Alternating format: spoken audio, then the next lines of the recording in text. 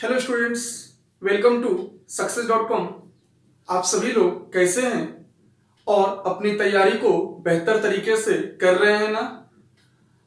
इस लॉकडाउन में अधिक से अधिक स्टूडेंट्स को हम लोगों के क्लासेस का लाभ हो, इसलिए आप मेरे चैनल्स के बारे में अधिक से अधिक स्टूडेंट्स को बताइए और सब्सक्राइब बटन जरूर दबाएं ताकि हर वीडियो का अपडेट नोटिफिकेशन आप लोगों को मिलता रहे। आज मैं चर्चा करने जा रहा हूं प्लांट किंगडम का सेकेंड क्लास।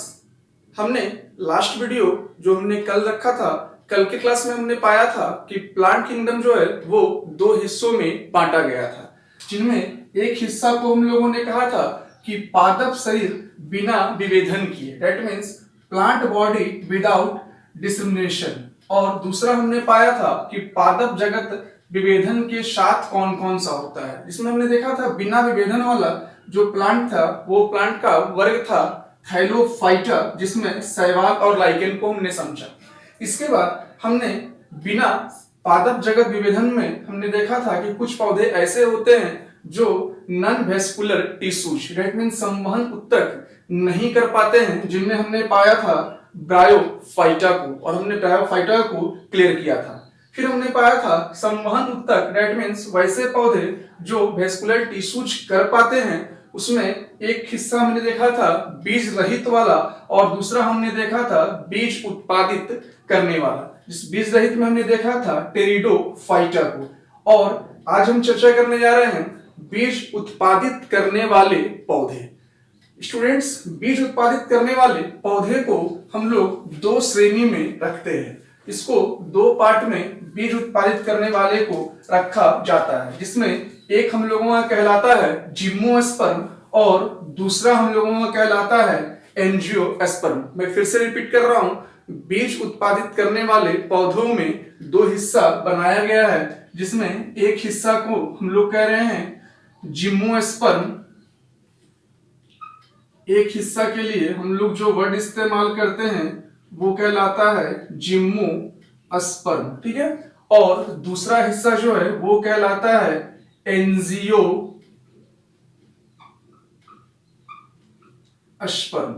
ये दोनों जो है संवहन उत्तक करता है और साथ ही साथ ये बीज को भी बनाता है। अगर सर एक क्वेश्चन आपके मन में स्टूडेंट्स के नाते होना चाहिए कि जब दोनों ही बीज उत्पादित करता है तो आखिर क्या डिफरेंस है जिसके वजह से प्लांट किंगडम में इस हिस्से को दो पार्ट में रखा गया है। ध्यान देना, जिम्नोस्पर्म एक ऐसा प्लांट जिसके बीज में कवर्ड नहीं होता है, जिम्नोस्पर्म जिसके बीज में कवर्ड नहीं होता है, जबकि एंजियोस्पर्म की बात की जाती है तो एंजियोस्पर्म के बीज में कवर्ड से वो ढका होता है, या फिर हम ये कह सकते हैं कि ये फल के अंदर होता है। इसको एक और नाम से हम लोग जानेंगे तो थोड़ी इजी हो जाएगी समझने में। देखो, जिम्नोस्पर्म को हम लोग एक और नाम से जानते हैं अनावृत बीजी। अनावृत बीजी नाम में दिख रहा है बिना वृत्त का, दैट मीन्स बिना कवर का बीज वाला पौधा, और इसको हम लोग बोलते हैं आवृत बीजी, दैट मीन्स इसमें बीज का कवर जो है वो लगा हुआ होता है, इसलिए इसको हम आवृत बीजी के नाम से जानते हैं। ध्यान देना, जिम्नोस्पर्म जो है वो पौधों का सबसे पुराना वर्ग के तौर पर जाना जाता है। पौधों का सबसे पुराना वर्ग के तौर पर जिम्नोस्पर्म को हम लोग जानते हैं। हालांकि एंजियोस्पर्म भी काफी पुराना है। इसका जो निर्माण काल था वो पृथ्वी के निर्माण काल के समय हुआ था, जिसे हम लोग क्रिटेशियस युग के नाम से जानते हैं। जब हम लोग ज्योग्राफी को पढ़ेंगे तो वहां हम लोगों का ये वर्ड आएगा, जब पृथ्वी का निर्माण हो रहा था तो उसके लिए एक वर्ड दिया गया था क्रिटेशियस युग।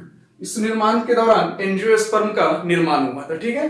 जिम्नोस्पर्म और एंजियोस्पर्म क्लियर है। बीज रहित और बीज सहित के डिफरेंसेस में हम ये देख पा रहे हैं कि जिम्नोस्पर्म और एंजियोस्पर्म दोनों में बीज का निर्माण होता है। अंतर यह होता है कि जिम्नोस्पर्म के बीज में कवर्ड नहीं लगा होता है और एंजियोस्पर्म के बीज में कवर्ड लगा होता है। कोई कंफ्यूजन नहीं ना। अब हम बात करने जाएंगे वन बाय वन, हम लोग दोनों को करते हैं। सबसे पहले अब मैं बात करूंगा जिम्नोस्पर्म की।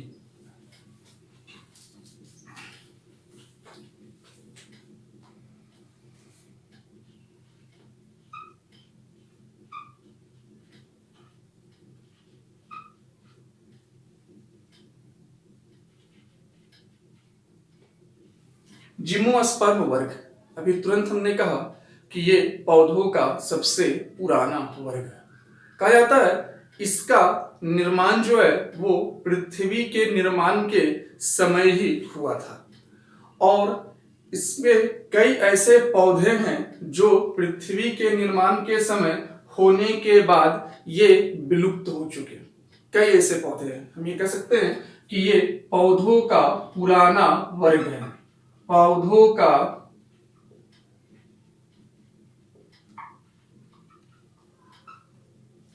पुराना वर्ग है।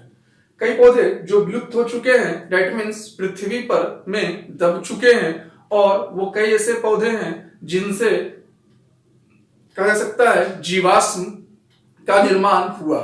हमारा पृथ्वी के खनिज के तौर पर ईंधन के रूप में कोयला और पेट्रोलियम को देखते हैं। एक अनुमान यह लगाया जाता है कि जिम्नोस्पर्म वर्ग के जो प्राचीन पौधे थे जो विलुप्त हो चुके हैं, वही इन जीवाश्म के तौर पर आया और कोयला और पेट्रोलियम में कन्वर्ट जो है हो चुका है।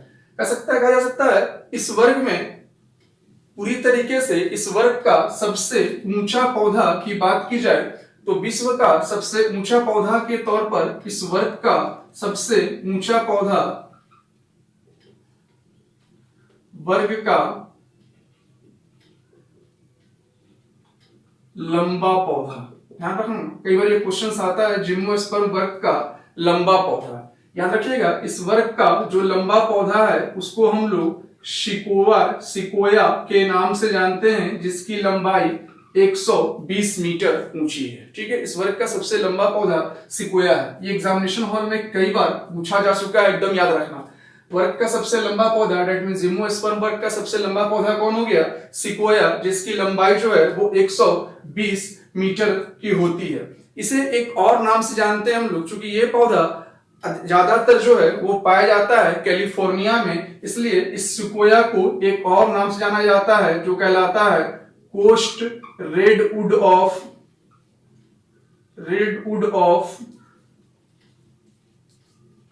कैलिफोर्निया। याद रहेगा ना, सिकोया को एक और नाम से जानते हैं क्योंकि कैलिफोर्निया क्षेत्र में यह सर्वाधिक पाया जाता है, इसलिए इस पौधे को एक और नाम दिया गया है कोस्ट रेडवुड ऑफ कैलिफोर्निया के नाम से भी इस पौधे को जाना जाता है। इसके बाद जब हम बात करते हैं कि जब लंबाई की बात हो रही हो पौधों में, तो भाई कहीं ना कहीं उसका कोई नाटा हिस्सा या उसका कोई छोटा हिस्सा भी होगा। तो वर्ग का सबसे छोटा पौधा जो होता है इस वर्ग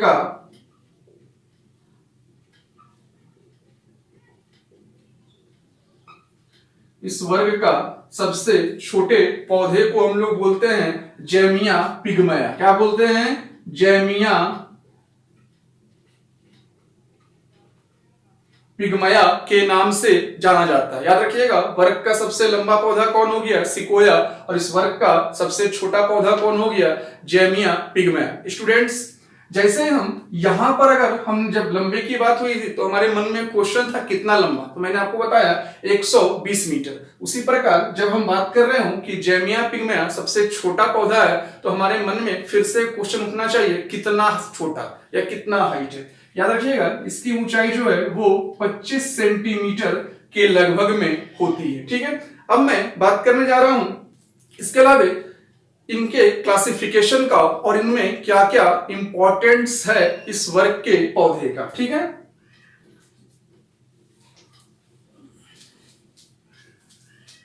याद रखना जिम्नोस्पर्म वर्ग के पौधे को जो है वो दो हिस्सों में बांटा गया है। जिम्नोस्पर्म वर्ग के पौधे को दो हिस्सों में बांटा गया है, जिसमें एक हिस्सा कहलाता है साइकोडो, ठीक है, साइकेडोफाइटा। एक हिस्सा साइकेडोफाइटा के नाम से जाना जाता है। याद रखने की आवश्यकता नहीं है, क्योंकि साइकेडोफाइटा दैट मींस इसका एग्जांपल हम लोग ले सकते हैं, एक प्लांट होता है इसका जो कहलाता है साइकस। ठीक है, साइकोडो में क्या बन गया, साइकस बन गया। दूसरा एक होता है जो कहलाता है कोनीफेरा फाइटस।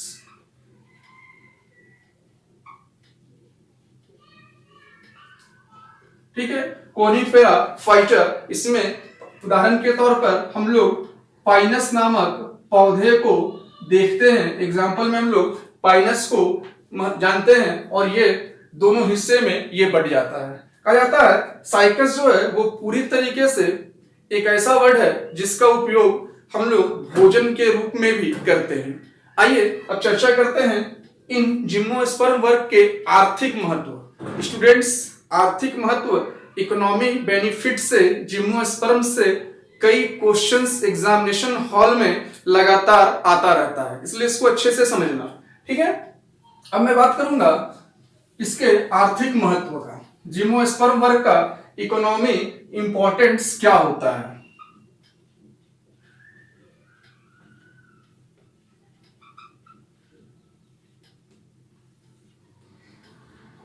आर्थिक महत्व, सबसे पहले मैंने आपसे भी कहा क्या, साइकस। ध्यान रखना इसका आर्थिक महत्व में पहला महत्व जो है इसमें भोजन के रूप में इसका महत्व, भोजन के रूप में। जैसे ही हम भोजन के रूप में वर्ड आता है तो हम लोग साइकस को याद करते हैं, क्योंकि साइकस से उसका मांड या फिर उसके स्टार्च से एक वर्ड बनाया जाता है, उसके स्टार्च को निकालकर एक शब्द बनता है जिसे हम लोग साबूदाना के नाम से जानते हैं। ध्यान रखना, साइकस के मंड से, साइकस के मंड बोल सकते हैं या स्टार्च से क्या मिलता है, साबूदाना। कई बार ये क्वेश्चन जा चुका है। ठीक है, भोजन के रूप में साइकस के मंड से साबूदाना मिलता है। इसके अलावा अंडमान निकोबार वगैरह के क्षेत्र में भी साइकस को लोग भोजन के रूप में खाते हैं। सेकेंड में मैं आ रहा हूं, इसका अगला यूज क्या है तो याद रखिएगा, लकड़ी के रूप में।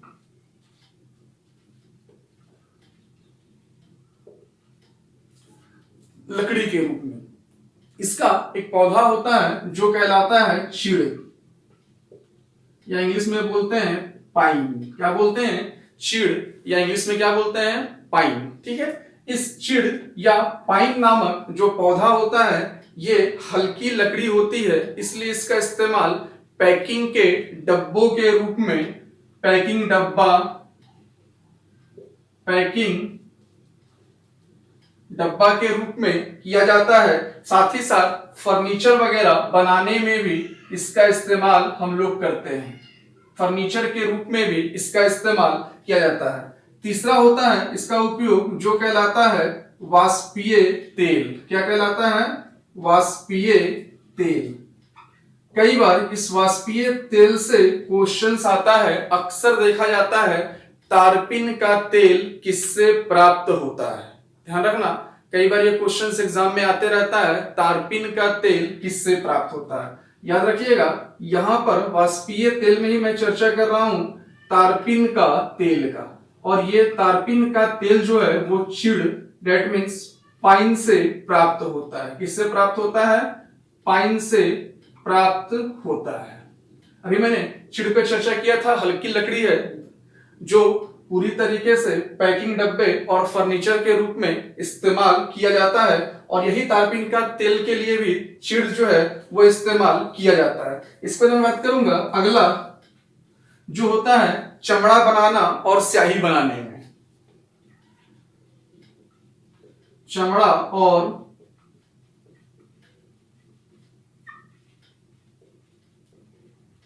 स्याही बनाने में, इसमें एक प्लांट होता है टेनिन, टेनिन से। ठीक है, याद रखना, चमड़ा और स्याही के लिए टेनिन नामक जिम्नोस्पर्म वर्ग का पौधा होता है जिससे उपयोग किया जाता है। इसके अलावा एक और वर्ड होता है जो हम लोगों को कहलाता है रेजिन के लिए।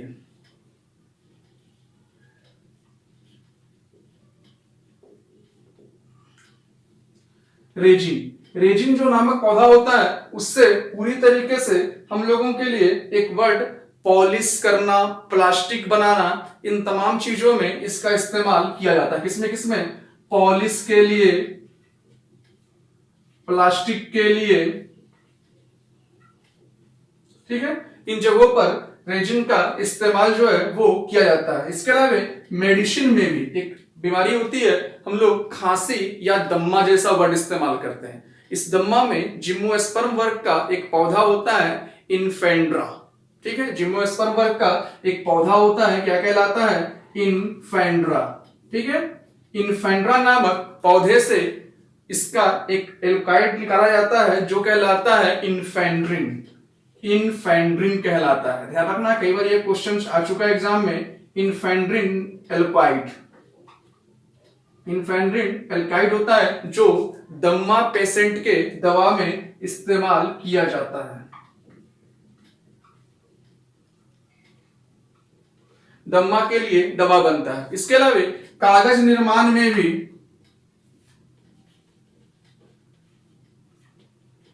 कॉनिफर का इस्तेमाल किया जाता है। कॉनिफर से, कॉनिफर भी जिम्नोस्पर्म वर्ग का पौधा है जिससे कागज बनाया जाता है। साथ ही साथ हम लोग बात करेंगे, एक वर्ड इसमें आता है जो कहलाता है चिलगोजा। बहुत ही इंपॉर्टेंट है ये चिलगोजा। क्या नाम है? चिलगोजा। इस चिलगोजा को पौष्टिक आधार पर इसे हम लोग जिम्नोस्पर्म वर्ग का मेवा कहते हैं, क्योंकि इसमें कई पौष्टिक तत्व पाए जाते हैं, ठीक है। जिम्नोस्पर्म वर्ग का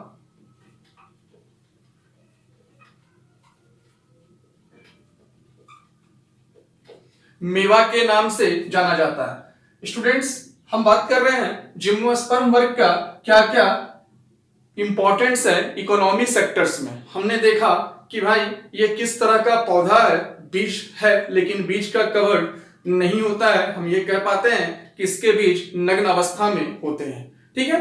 अब मैं बात करने जा रहा हूं, ध्यान देना, इससे तमाम चीजें, चाहे वो शिकोया की बात हो, चाहे कोस्ट रेडवुड ऑफ कैलिफोर्निया की बात हो, तमाम सेक्शन से जिम्नोस्पर्म वर्ग के पौधों से क्वेश्चंस आपके एग्जामिनेशन हॉल में देखे जाते हैं और हर बार यहां से क्वेश्चंस पूछा जाता है, ठीक है। अब मैं सेकंड टॉपिक लेने जा रहा हूं, एंजियोस्पर्म।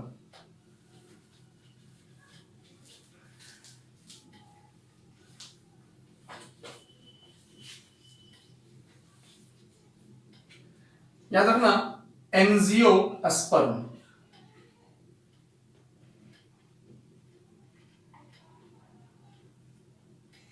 जिम्नोस्पर्म के बाद वर्ड इस्तेमाल हो रही है एंजियोस्पर्म। अभी तुरंत हमने देखा जिम्नोस्पर्म या एंजियोस्पर्म दोनों पौधों में बीज का निर्माण होता है, लेकिन इन दोनों के बीच एक बेसिक डिफरेंस ये होता है कि जिम्नोस्पर्म में बीज जो होती है वो कवर्ड नहीं होता है, डेट मीन्स बीज नग्न अवस्था में पाई जाती है। जबकि हमने देखा एंजियोस्पर्म को हिंदी में भी हमने एक वर्ड कहा था आवृत बीजी, डेट मीन्स इसका बीज में कवर्ड लगा होता है, या फिर हम ये कह सकते हैं कि इसमें फल के अंदर बीज बनते हैं।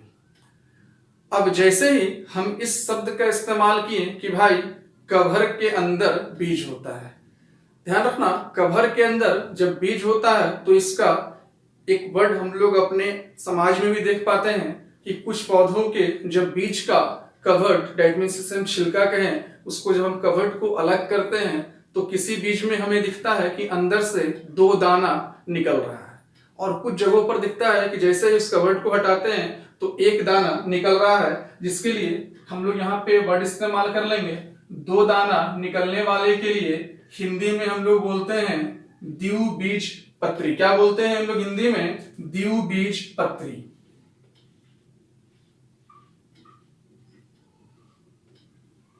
और 1 दाना जो अंदर से निकलता है उसके लिए बोलते हैं एक बीज पत्री, ठीक है। बहुत इजी वे में याद रखना कि कवर्ट का जब निकल खुलता है तो कवर्ट के अंदर अगर 2 दाना निकला तो वो द्विबीजपत्री, और अगर कवर्ट के अंदर से 1 दाना निकला तो एक बीजपत्री कहलाता है। इंग्लिश में इसके लिए जो हम लोग वर्ड देते हैं वो कहलाता है डिकोटाइलेडोन।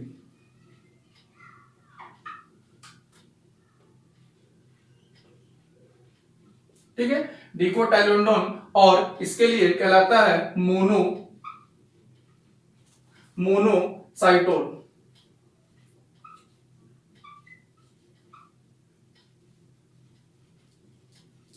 ठीक है, इंग्लिश के लिए हम लोग बात किए, लेकिन हिंदी में आसानी से याद रखना, कवर्ट खुला 2 निकला 2 बीजपत्री, कवर्ट खुला 1 निकला 1 बीजपत्री। इसमें सदैव बीज फल के अंदर होते हैं, डेट मीन्स इसमें कवर्ट लगा होता है। और मनुष्य में, मनुष्य जाति की मैं बात कर रहा हूं, पूरी दुनिया की मैं बात कर रहा हूं, दुनिया में सबसे अधिक मनुष्यों का उपयोगी वर्ग का जो पौधा होता है वो एंजियोस्पर्म होता है। कहा जाता है इस वर्ग में लगभग 2.5 लाख से भी अधिक प्रजातियों के पौधे पाए जाते हैं। किसमें? एंजियोस्पर्म में 2.5 लाख से भी ऊपर पाए जाते हैं, जिसमें 2 लाख तक का पौधा केवल और केवल द्विबीजपत्री के होते हैं। 2 लाख किस्म का पौधा, और एक बीजपत्री के तौर पर 50,000 पौधा जो है मतलब एक बीजपत्री में आते हैं। 2.5 लाख में याद रखना 2 लाख से अधिक पौधे जो है वो द्विबीजपत्री के हैं, और 50,000 से अधिक पौधे जो हैं वो एक बीजपत्री के तौर पर जाने जाते हैं। कहा जाता है इस वर्ग का, एंजियोस्पर्म वर्ग का सबसे बड़ा पौधा, यहां से भी क्वेश्चन आता है, वर्ग का सबसे बड़ा पौधा हम लोग बोलते हैं यूकेलिप्टस। ठीक है, वर्ग का सबसे बड़ा पौधा कौन हो गया? यूकेलिप्टस। ठीक, जिम्नोस्पर्म जैसा जब बड़ा का बात हुआ तो फिर छोटा की भी चर्चा होगी। तो भाई वर्ग का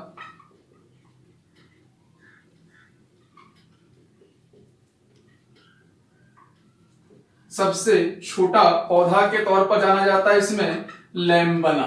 क्या नाम है? लैम्बना। ठीक है, 2.5 लाख से अधिक पौधे हैं। पौधों का सबसे पुराना वर्ग की बातें इसमें भी की जाती है, क्योंकि इस वर्ग के जो पौधे होते हैं वो क्रीटेशियस युग के पाए जाते हैं।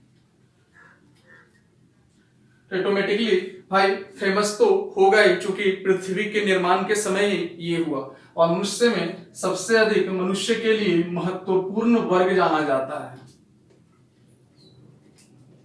मनुष्य के लिए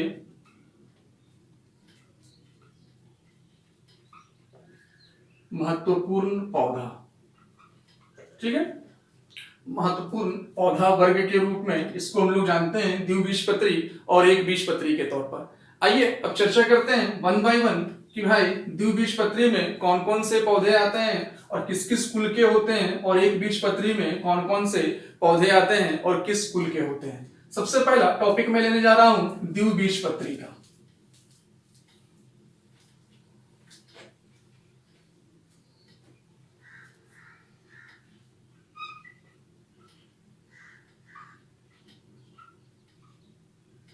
द्विबीजपत्री की मैं बात करने जा रहा हूं।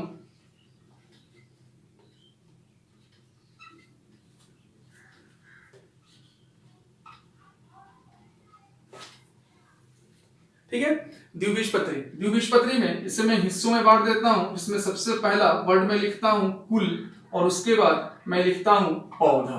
दैट मीन्स इस वर्ग में किस कुल में कौन से पौधे होते हैं। आइए सबसे पहले मैं कुल की बात करूं जो कहलाता है क्रूसीफेरा। कुल में याद रखना वर्ग क्या हो गया? एंजियोस्पर्म। वर्ग क्या हो गया? एंजियोस्पर्म। और एंजियोस्पर्म में कुल क्या हो गया? क्रूसीफेरा। क्या नाम है? क्रूसीफेरा, या फिर कहीं कहीं पे इसके लिए हम लोग क्रूसीफेरी भी कहते हैं। इस क्रूसीफेरी के तौर पर हम लोग जो इस्तेमाल करते हैं पौधों में रूप में, उसमें हम लोगों का आता है मूली का प्लांट, सलजम का प्लांट, ठीक है, इसके अलावा सरसों का प्लांट, ये तमाम जो हो गए वो क्रूसीफेरी के तौर पर जाने जाते हैं। दूसरा मैं बात करूं तो भाई एक होता है मालवेशी। क्या होता है? मालवेशी। मालवेशी के पौधों में देखा जाए तो कपास की पौधे, भिंडी के पौधे, लेडी फिंगर जिसको हम लोग बोलते हैं, ये तमाम जो है वो आता है मालवेशी के तौर पर। अगला जो आता है वो कहलाता है लेग्यूमिनेशी। लेग्यूमिनेशी कुल का पौधा। ध्यान रखना, लेग्यूमिनेशी कुल के पौधे के तौर पर हम बबूल को जानते हैं। इसके अलावे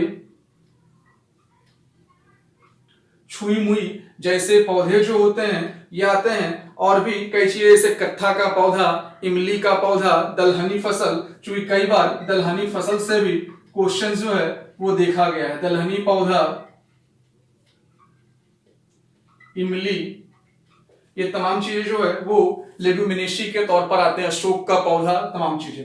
इसके बाद मैं बात करूंगा कंपोजिटी। अगले कुल में आता हूं जो कहलाता है कंपोजिटी कुल का पौधा। क्या नाम है? कंपोजिटी। कंपोजिटी में याद रखिएगा जो सन के साथ कंपोजिंग पोजीशन में चलता हो। जैसे हम लोग कहेंगे सूर्यमुखी, ठीक है, या फिर सूरजमुखी भी कहते हैं इसको हम लोग। गेंदा का पौधा, ठीक है। तो ये तमाम चीजें जो है वो पूरी तरीके से आ जाता है किसमें? कंपोजिटी के तौर पर आता है। इसके अलावा एक हम लोगों का कहलाता है रूटेशी। ध्यान रखना, कॉन्सेप्चुअल तरीके से रूटेशी में जिससे हम लोगों को रस वाला तत्व प्राप्त होता है, जैसे हम जानते हैं नींबू से हम लोगों को रस मिलता है, संतरा से हम लोगों को रस मिलता है, मौसमी से हम लोगों को रस मिलता है, और बेल से हम लोगों को रस मिलता है। ठीक है, तो रूटेसी में रस वाले पौधे को याद रखिएगा, नींबू, संतरा, मौसमी, बेल जैसे पौधे। इसके बाद एक हम लोगों का होता है जो कहलाता है कुकुरबिटेसी।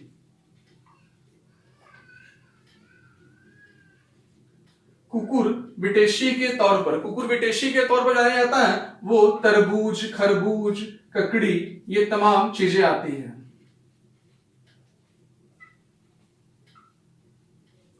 तरबूज, खरबूज, ककड़ी, मैं ध्यान बोल रहा हूं द्विबीजपत्री। इस तरह के पौधे जो भी हैं उनमें जो बीज होते हैं वो दो हिस्से में बंटती हैं कवड निकलने के बाद। इसके बाद आता है जो कहलाता है रोजेसी।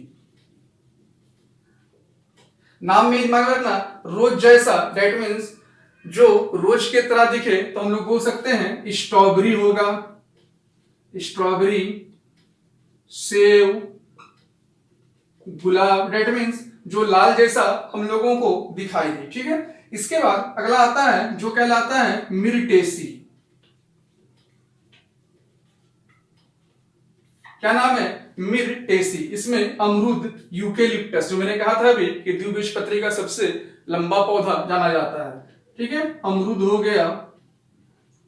उसके बाद यूकेलिप्टस जैसे पौधे होते हैं। इसके अलावा अम्बेलीफेरा और एक और होता है सोलेनेशी। ठीक है, अम्बेलीफेरा और सोलेनेशी। ऊपर से मैं देखो मिटा देता हूं।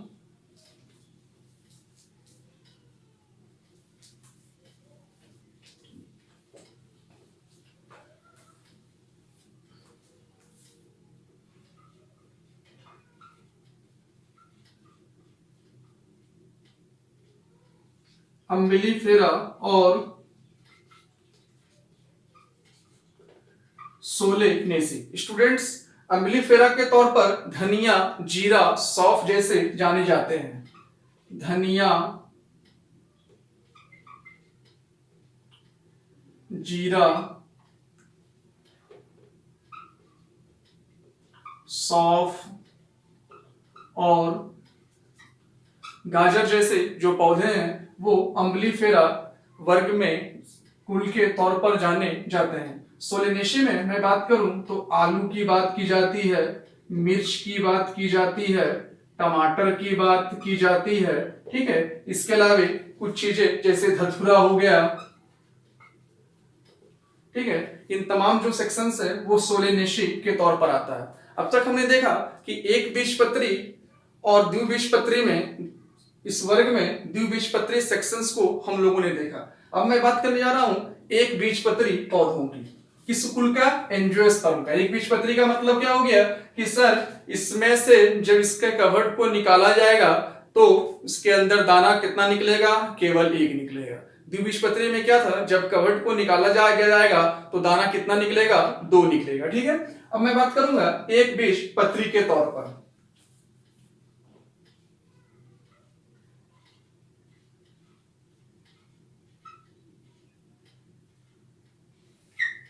एक बीजपत्री के तौर पर मैं बात करूंगा, यहां पे भी फूल और पौधों की चर्चा होगी।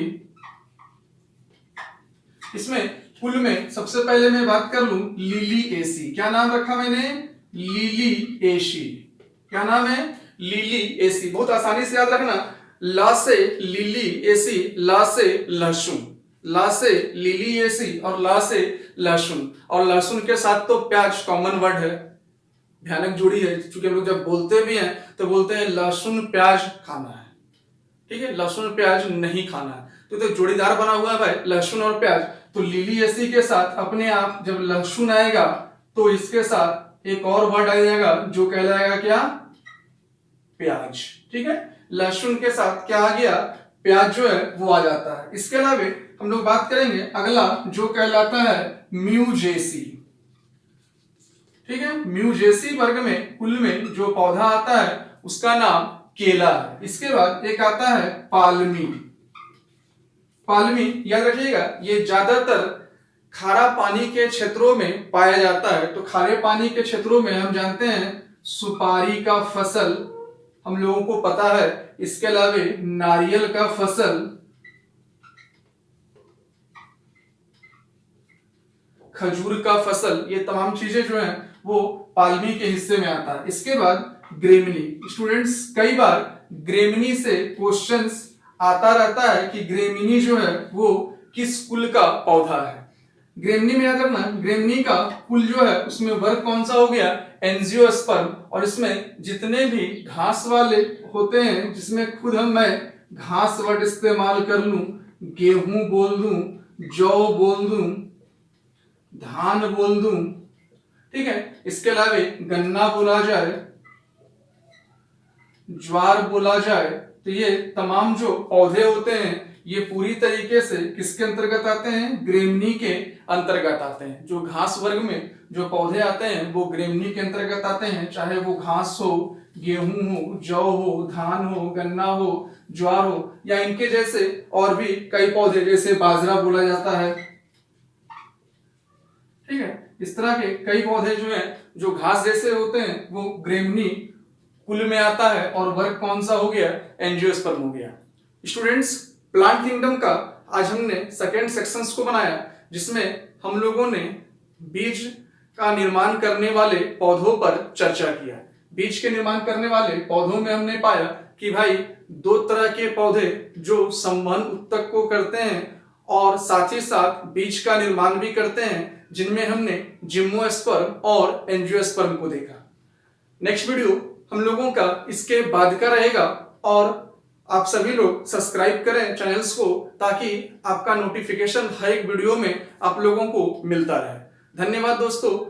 स्टूडेंट्स बहुत अच्छे से मेहनत करो और अपनी तैयारी को परिपूर्ण तरीके से करो, सफलता मिलती ही मिलती है। जय हिंद स्टूडेंट्स, जय हिंद, जय भारत।